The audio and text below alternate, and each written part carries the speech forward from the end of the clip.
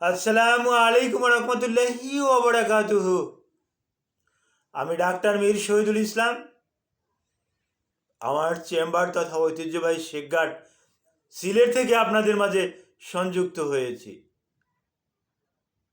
আর এই মুহূর্তে আমি আলোচনা করব আমাদের শরীরের বৃহত্তম একটা অর্গান আছে, যেটা আম পাতার মতন, বা আমি হাতটাকে এখন যে রকমের করছি, বা বড় একটা গরুর জিহ্বা, ঘোড়ার জিহ্বা, জেব্রার জিব্রা বাহির করলে যে রকমের দেখা যায়, ঠিক ওরকম জিব্রা আকৃতি। এ কারণেই আম পাতার মতন বললাম। আম পাতার মতন আবার ভাঁজ ভাঁজ করা আছে। প্যানক্রিয়াস অর্গানটার নাম অনেকেই হয়তো ইতিপূর্বে আমি যখন ডিসক্রিপশন দিয়েছিলাম তখনই আপনারা বুঝতে পারছেন, প্যানক্রিয়াস। এই প্যানক্রিয়াসে অনেক রকমের সমস্যা হতে পারে। তার ভিতরে একটা বড় ধরনের সমস্যা প্যানক্রিয়াটাইটিস। এই প্যানক্রিয়াসটা সৃষ্টিকর্তা প্রদত্ত আমাদের একটা বড় ধরনের অর্গান। এখান থেকে অনেক অনেক হরমোন সিক্রেশন হয়, অনেক হরমোন সিক্রেশন হয়। তার ভিতরে আলফা সেল থেকে 3টে সেল আছে, alpha, beta, gamma. Alpha cell থেকে গ্লুকাগন নামে একটা হরমোন সিক্রেশন হয়।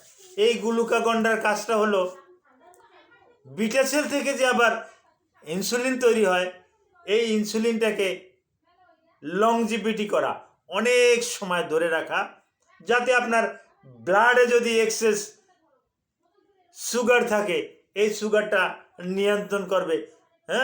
গ্লুকাগন ইনসুলিনটাকে ধরে রাখে অনেকক্ষণ, অতি তাড়াতাড়ি শরীর থেকে বেরিয়ে যেতে দেয় না গ্লুকাগন। তো আর একটা সেল আছে গামা, এখান থেকেও কিছু হরমোন সিক্রেশন হয়। তো প্যানক্রিয়াসের ডিসক্রিপশন দিলাম। আমাদের শরীরে লিভারের নিচে, ডান পাশে গল ব্লাডারের নিচের দিক দিয়া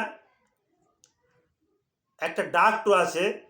যেমন লিভারের ডাককে, লিভার থেকে যে নালীটা, সেটাকে নালীগুলো কি আমরা চিকিৎসকরা আমরা এটাকে ডাক বলি। এই লিভারের ডাকটাকে বলি আমরা, লিভারের যে নালী থেকে যে আসে এই ডাকটাকে এইরকম একটা পাইপের মতন আসে, এইটাকে বলি হেপাটিক ডাক। আর গল ব্লাডার থেকে ওই রকম একটা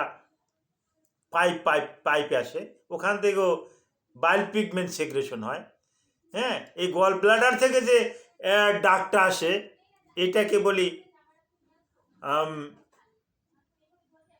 বাইল ডাক।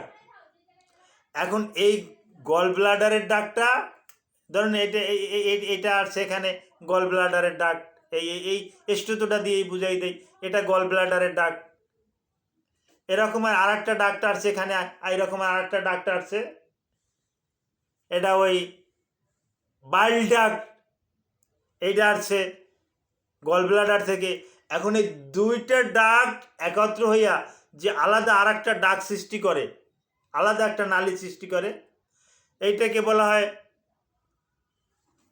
কমন হেপাটিক ডাক। কমন হেপাটিক ডাক,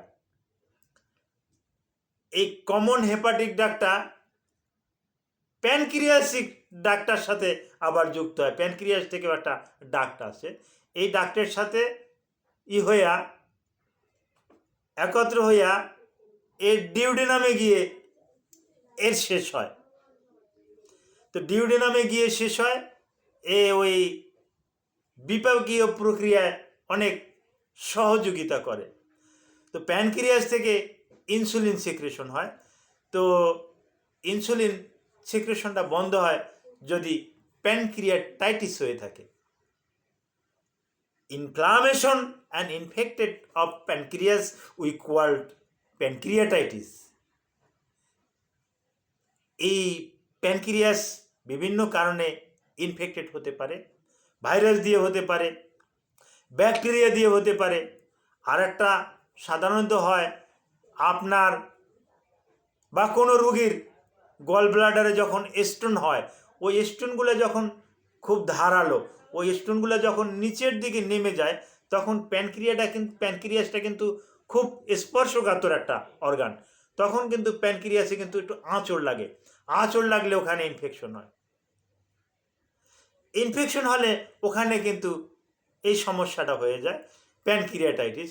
তখন রোগী মুভিং করতে পারে না, নড়াচড়া করতে পারে না, হ্যাঁ, ব্যথাটা তীব্র ব্যথা, তীব্র থেকে আরও তীব্রতর ব্যথা।